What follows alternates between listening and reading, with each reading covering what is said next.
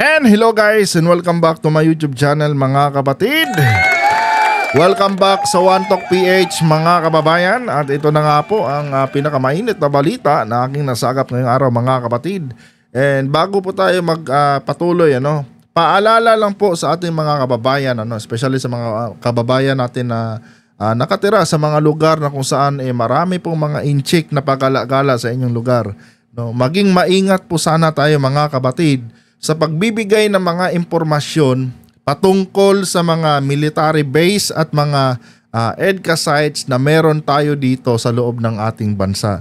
Dahil sa mga hindi po nakakaalam, kasalukuyan pong nagpapadala ang bansang China mga kababayan ng kanilang mga espiya para makakuha ng impormasyon mga kapatid sa iba't ibang lugar ng ating bansa na kung saan meron pong mga military base at mga EDCA sites.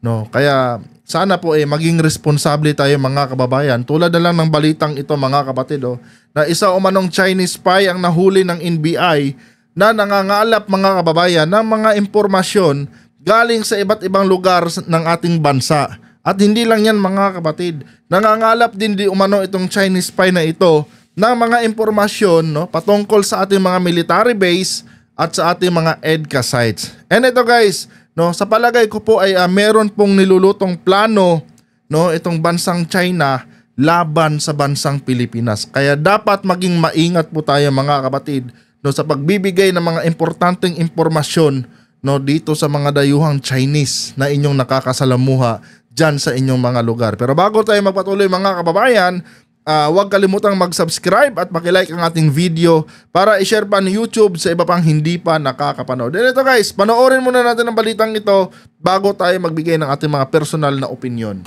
Nahuli ng National Bureau of Investigation ng isang Chinese national na sangkot umano sa pang-eespiya sa Pilipinas.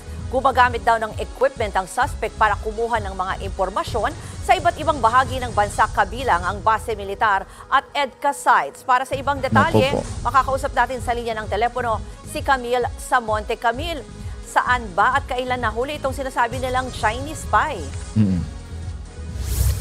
Yes, Ruth, ipiniresenta nga ng NBI sa Department of Justice ang naarestong Chinese na nagsasagawa ng mga aktibidad para mag-espiya sa bansa. Sabi ng NBI, gumagamit ng mga equipment technology ang Chinese para makakuha ng topography, 3D image ng lugar at navigation system. At ito nga, may mga datos din. Kumbaga mga kababayan, parang minamapping na po ng bansang China mga kapatid ang lahat ng kapuluan dito sa loob ng ating bansa. 'Di ba? Kasi kumukuha na sila mga kapatid ng mga 3D image, ng ating mga lugar dito sa Pilipinas. Ibig sabihin mga kababayan, minamapping nila. Inaalam nila mga kapatid kung saan ba yung mga EDCA sites, saan ba yung mga military base ng bawat lugar dito sa Pilipinas. Kasi nga mga kababayan, ayon sa aking paniniwala, meron nga pong nilulutong hindi magandang plano itong bansang China mga kapatid laban sa atin. Tuloy. Sa iba't ibang lugar at mga aktibidad gaya ng mga military base, EDCA sites at maging ang mga power plants. Ngayon inaalam pa kung konektado sa Chinese People's Liberation Army ang suspect na kinilalang si Deng Yuanqi.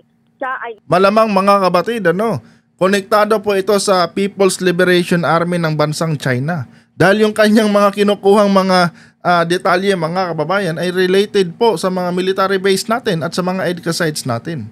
'Di ba? Military lang po ng China mga kababayan ang mangangailangan ng mga ganitong detalye mga kapatid.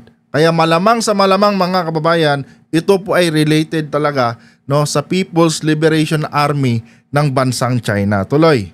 Isang technical software engineer at 5 taon nang naninirahan sa Pilipinas. Nitong Friday nga naaresto yung Chinese at kasama rin sa naaresto yung 2 Pinoy na kasabwat niya na nagsilbing driver. Sabi naman ng AFP, ito talaga mga kapatid, pag Pinoy na talaga pinag-usapan, hindi na ako magtataka. Hindi na ako magtataka mga kababayan. Kasi pag pera na ang pinag-usapan mga kapatid, itong mga kababayan natin handa pong ipagkanulo yung ating bansa. 'Di ba? Siyempre, inoferan 'yan mga kababayan, ano. Baka nga ang naging tour guide pa dito nitong Chinese spy na ito mga kababayan, ito pang driver niya na Pinoy, ano. Kasi nga mga kapatid, pera lang po ang katapat, no, ng mga Pilipino, lalo na pag Bisaya. Pera lang mga kababayan, pasintabi sa mga Bisaya. Ako Bisaya din ako, pero yan po kasi talaga mga kapatid ang katotohanan. Lalo na itong mga Bisaya, mga kababayan, ano, pakitaan mo lang ng kaunting pera, nako, kakagat na yan, ano. Ipagkakanulo na ang sariling bansa, no, basta kumita lang sila ng pera. Hindi na po bago yan mga kababayan. And I'm sure, no, itong driver na ito, no, itong kasamahan nitong mga Pilipino mga kapatid, ito pa yung tumutulong sa kanya para makuha niya mga kababayan yung mga impormasyon sa bawat lugar dito sa loob ng ating bansa. Sigurado yan mga kapatid. No? Pilipino no? Pilipino mga kababayan, pera lang ang katapat niyan. Tuloy. Delikado nga ito dahil baka magamit ng PLA ang mga datos dahil mga kampo ng militar ang iniikutan nila. Kaya naman mahaharap sa reklamong espionage ang Chinese at dalawang kasabwat nito. So Ruth, ngayon inaalam din, no, kung dapat ito mga kababayan, itong mga Pilipino na naging tawag dito kasangkapan itong inchik na ito ay talagang hatulan ito mga kababayan, ano, ng panghabang buhay na pagkakulong mga kapatid.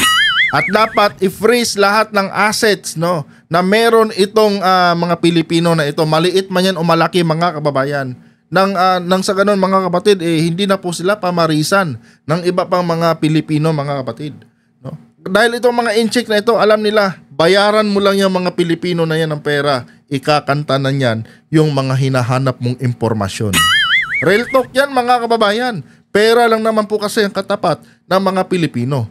And tingnan nyo mga kapatid, kaya nga the most corrupt, isa tayo sa pinaka-corrupt na bansa, no, sa buong Asia mga kababayan dahil mukhang pera ang mga Pilipino. 'Di ba? Kaya ito mga kapatid, sana lang, no, itong kasabwat na mga Pilipino nitong Chinese spy na ito ay makasuhan po ito at makulong ng habang buhay. And sana lang din po, no, yung mga assets ito mga kababayan ay i-freeze ng gobyerno. Nang sa ganun, hindi niya mapakinabangan mga kapatid, hindi nila mapakinabangan yung mga kinita nilang pera, no, galing dito sa espiya ng China. Tuloy. Konektado nga itong Chinese na ito doon naman sa drone na nakita sa Masbate. Ruth? Camille, gusto ko lang malaman, may pinaliwanag ba sila paano natuntun yan? Or may nakapagsabi ba? Or talagang naman ba na nila na talagang nag-iikot doon sa mga sinasabi mong mga sites? Ruth, nagsagawa rin ng matagal na surveillance yung NBI, katulong din ng AFP. Dahil nga may mga report din na nakarating sa kanila dahil nga na napapansin na meron kasing sasakyan na ginagamit at doon nga sa loob ng sasakyan yung mga equipment. At nakababahala talaga dahil itong mga datos na kinokolekta ng Chinese ay real-time daw na naipapadala umano sa China. Kaya naman gaya nga nasabi ko sa inyo mga kababayan, no, literal na may nilulutong hindi magandang plano ang China laban sa atin. Anytime soon mga kapatid, baka gulatin na lang tayo ng bansang China, no? Paulan na nila tayo ng kanilang mga airstrike dyan. Di ba? Kasi nga mga kapatid, no, ayon sa balita, real time yung pagtatransmit ng mga impormasyon mga kababayan. Di ba? So lahat ng nadadaanan nitong Chinese spy na ito mga kapatid, alam, no, nalalaman din ng kanyang boss dahil real time din mga kababayan na tinatransmit niya yung mga impormasyon na yon. And kung mahirap dito mga kababayan, kung merong mga military base na nadadaanan itong espiya na ito, nako, kawawa mga kapatid. Kaya dapat gumawa na ng action ng ating AFP dito, ano, at baguhin yung ating mga military base, ilipat sa mga lugar mga kababayan na tago, 'di ba? Kasi nga mga kapatid, yung mga nakalatag ngayon diyan, no, kung nakuna na yan ng espiya na ito mga kababayan, wala na. Alam na ng China mga kababayan kung sakali mang magkaroon ng giyera, alam na ng China kung saan yung mga weak point, no, ng ating bansa, 'di ba? Dapat niyan baguhin ng ating AFP mga kababayan yung kinalalagyan ng ating mga military base ngayon. 'Di ba? Para na lang po ma-safety natin, ma-safeguard natin mga kababayan kung ano mang meron tayo diyan sa ating mga military base, mga kapatid. Itong mga EDCA sites din, dapat talagang maprotektahan yan, mga kababayan, dahil napakahalaga po niyan. No, may ginagampanan pong mahalagang function yan, mga kapatid, especially sa issue ng West Philippine Sea at sa issue ng Taiwan, mga kababayan. No, kaya dapat mapangalagaan yan at mapanatiling exclusive, no, at dapat hindi po yan mapasok ng mga espiya nitong bansang China, mga kapatid. Tuloy. Hanggang ngayon ay tuloy-tuloy ang investigasyon na nagagawin. Ruth? Yan po ang Express Report ni Camille Samonte. Wala mukhang pera ang mga Pilipino, mga kapatid binagbigyan lang, binigyan lang ng kaunting pera ng mga inchik na ito, itong mga espiya ng China, wala na. Sinamahan na agad mag-tour sa loob ng bansa itong mga espiya ng China, mga kababayan. Diba? Biruin nyo yun, pinagpalit tayo sa pera, mga kapatid. Kaya kung ako lang ang masusunod, mga kababayan, dapat dito sa mga assets nitong kasabwat ng inchik na ito, mga kapatid, ay i-freeze yung kanya mga assets, at wag nang hayaang magamit pa, at maging itong kasabwat na ito ng espiya ng China, mga kababayan, na Pilipino, ay dapat ikulong ng panghabang buhay, nang matikman niya yung kanyang pagiging taksil sa sarili niyang bayan, mga kapatid. Anyway guys, hanggang dito lang itong video na ito. Kung nagustuhan niyo po ang ating content ngayon, huwag kalimutang mag-subscribe at pakilike po, mga kapatid, yung ating video, para i-share pa ni YouTube sa iba pang hindi pa nakakapanood. And mag-comment na rin kayo dyan, mga kababayan, ng inyong mga opinion, at mag-usap na lang po tayo dyan, sa may comment section ng video na ito. And pasensya na rin kayo, mga kapatid, kung ngayon lang po tayo nakapag-vlog dahil medyo busy po ako at may kailangan lang akong tapusin, mga kababayan, dito sa bahay namin. Kaya ngayon lang uli ako nakapag-upload ng aking content. Hanggang dito na lang.